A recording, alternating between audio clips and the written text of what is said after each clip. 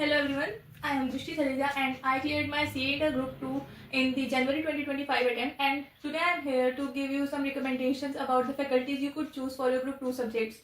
So first of all, for costing I chose Purushottam Agarwal classes and it was my best choice.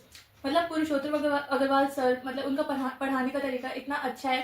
वो notes के लिए अलग register बनवाते हैं and questions के लिए अलग रजिस्टर. सारे कॉन्सेप्ट्स हमारे एक जगह कंपाइल होके रहते हैं, जिसकी वजह से बाद में रिवीजन करने में काफ़ी आसानी होती है.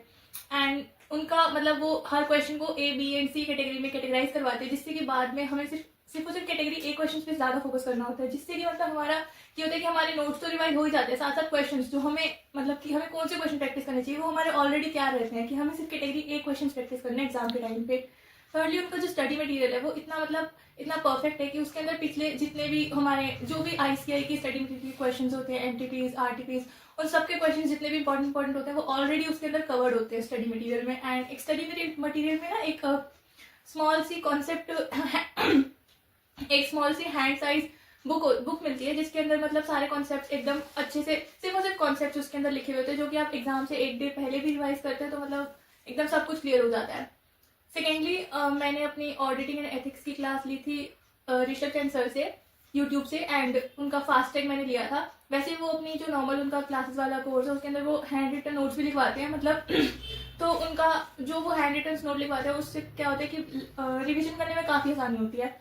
एंड उनके कॉन्सेप्ट समझाने का तरीका एंड ऑल बिल्कुल एकदम स्ट्रेट फॉरवर्ड समझाते हैं, मतलब कुछ इधर उधर की कहानियाँ नहीं कि बच्चा ऐसे में स्टैंडर्ड्स में कंफ्यूज हो जाए, ऐसा कुछ नहीं.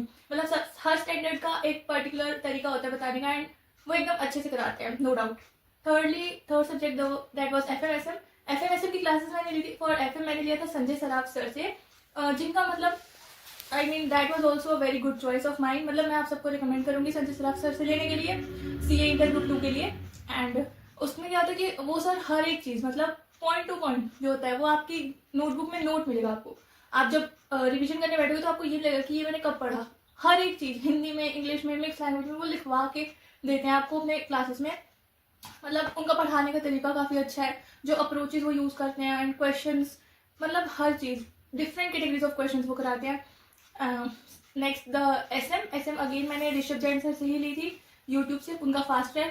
SM में भी अगेन वो हैंड रिटन नोट्स लिखवाते हैं मतलब अपने रेगुलर कोर्स में, एंड वो भी काफ़ी काम आते हैं क्योंकि SM मोस्टली थ्योरी होता है. SM और ऑडिट में मतलब आपको जैसे कि ये दोनों थ्योरी सब्जेक्ट्स होते हैं तो इसमें मतलब आपको लर्निंग तो ज़रूरी है, बिना लर्न किए तो देखो कुछ हो नहीं सकता.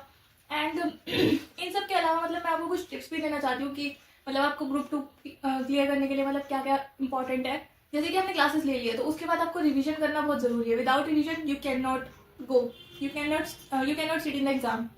तो रिवीजन मिनिमम 2 रिवीजन बहुत ज़रूरी है, मैक्सिमम तो कितनी भी हो सकती है. एंड रिवीजन के अलावा आपने क्लासेस अच्छे से ले रखी होनी चाहिए. एंड इन क्लासेस के बारे में, पुरुषोत्तम अग्रवाल सर की क्लासेस के बारे में मैं ये कहना चाहूँगी कि जैसे कोस्टिंग जो सब्जेक्ट होता है वो काफ़ी लेंथी माना जाता है, उसमें बहुत सारे चैप्टर्स होते हैं, सिलेबस काफ़ी ज़्यादा होता है. तो कई टीचर्स की क्या होती है क्लासेस भी, नंबर ऑफ क्लासेस भी बहुत ज़्यादा होती है, जिसकी वजह से आप बाकी सब्जेक्ट्स को टाइम कम दे पाते हैं. लेकिन पुरुषोत्तम अग्रवाल सर की क्लासेस में क्या है, उनकी नंबर ऑफ क्लासेस बहुत लिमिटेड है एंड लिटरली उनकी क्लासेस में मतलब इतना clear and straight forward concept होता है कि आपको भूलेगा